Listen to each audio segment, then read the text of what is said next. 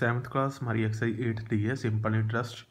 कल हमने एक फार्मूला किया था कि सिंपल इंटरेस्ट का principal into rate into time over 100। ठीक है, तो प्रिंसिपल क्या होता था, जो हम बैंक में अमाउंट डिपॉजिट करवाते हैं, ठीक है, जहाँ किसी से हम क्या करते हैं, पैसे उधार लेते थे, ये था हमारा।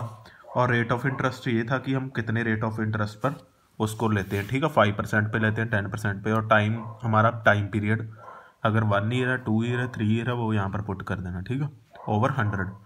उसी तरह हमने वैल्यू निकालनी सीखी थी कि पी, अगर आपको पी नहीं पता, पी यहाँ पर पड़ा रहने दो।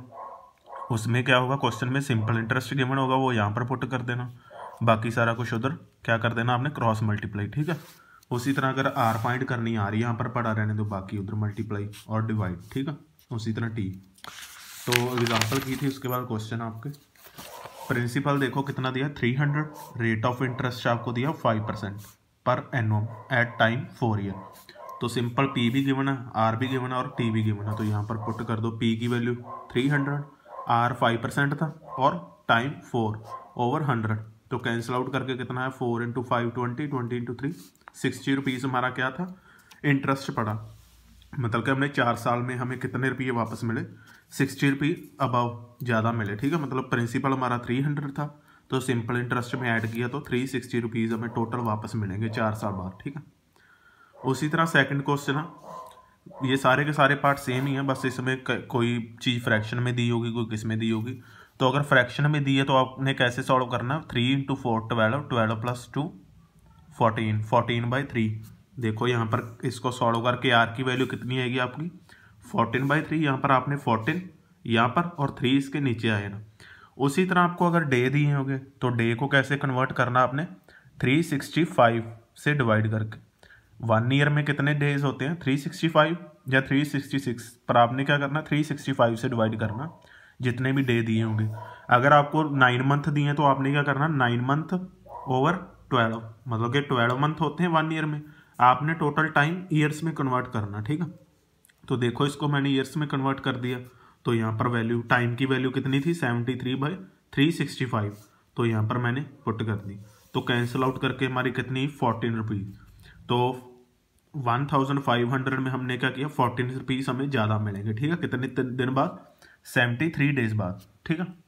ये दूसरे क्वेश्चन भी इसी तरह, ठीक है, कुछ के मैंने हिंट लिख रखे हैं, यहाँ पर आप हेल्प ले सकते हो। सेकंड पार्ट में देखो प्रिंसिपल कितना 250, सिंपल इंटरेस्ट 10 दिया और टाइम कितना दिया 1 इंटू 1/2। तो अब आपने फाइंड क्या करना, रेट ऑफ इंटरेस्ट, ठीक है। देखो राजे, मैंने आपको 3 फॉर्मूले 4 कन्वर्ट करने सिखाए थे। अगर आपको आर गिवन, आर नहीं पता तो आपने आर यहाँ पर रख लेनी, ठीक है, बाकी सारा कुछ उधर क्या कर देना, क्रॉस मल्टीप्लाई। अब आपको क्या गिवन है, सिंपल इंटरेस्ट भी गिवन है, ठीक है। उसके बाद आपको प्रिंसिपल भी गिवन है सेकंड क्वेश्चन में। तो टाइम कितना दिया, हाफ ईयर, 1.5 ईयर, ठीक है। तो आपने इसको कैसे कन्वर्ट कर लेना, यहाँ पर सॉल्व किया हुआ 250, सिंपल इंटरेस्ट हमें 10 दिया था, यहाँ पर वैल्यू पुट कर दी, आर हमें पता नहीं, टाइम देखो 3/2, मतलब 1 इंटू 1/2 को सॉल्व करोगे तो क्या बनेगा, 2 इंटू 1 2, 2 + 1 3, तो 3/2 सॉल्व करके यहाँ पर आ गए, ठीक है। तो आर हमें चाहिए थी, आर यहाँ पर पड़ी रहने दो, बाकी मैंने कहा था क्रॉस मल्टीप्लाई कर देना, ठीक है। तो क्रॉस मल्टीप्लाई करके कितनी है आपकी, 8/3, मतलब 2 इंटू 2/3% आपकी रेट ऑफ इंटरेस्ट था, ठीक है। इस तरह आपने सॉल्व करना। तो थर्ड पार्ट में भी देखो प्रिंसिपल x है, अमाउंट 3x है, रेट ऑफ इंटरेस्ट 8% पर एनुअम, टाइम पीरियड हमने फाइंड करना। तो जो जो गिवन है वहाँ पर पुट कर दो, पी भी पुट कर दी, अमाउंट भी पुट कर दी और रेट ऑफ इंटरेस्ट 8%। अब टाइम फाइंड करना, टाइम को हमने क्या लेट कर लिया, y, ठीक है, तो वहाँ पर y की वैल्यू पुट कर देनी, बाकी सारा कुछ वैसे का वैसे।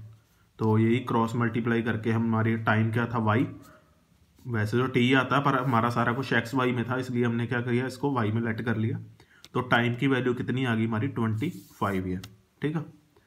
तो ये आपकी एक्सरसाइज 8 डी के सम थे।